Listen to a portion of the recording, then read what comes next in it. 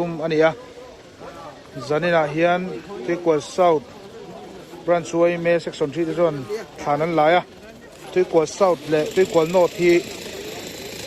than mual kan lai in tom awangin Tuikua South le Tuikua North atang hian than mual sub committee din ania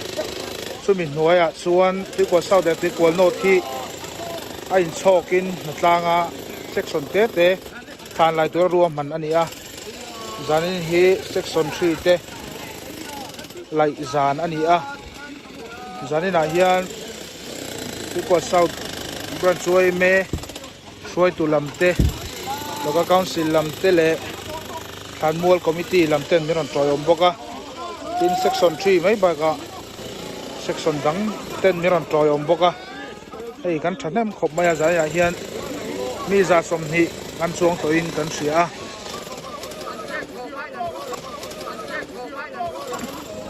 in hello ma ko hian hei hetiang lui in a than lo hi ala nuam khop mai zo nu zemoi lang thi na ni zani na hian than pathum kan la ya than hi kan la hi lung deuh hleka chu wang chuan je khamar te lung ral te mangin zaina in than hi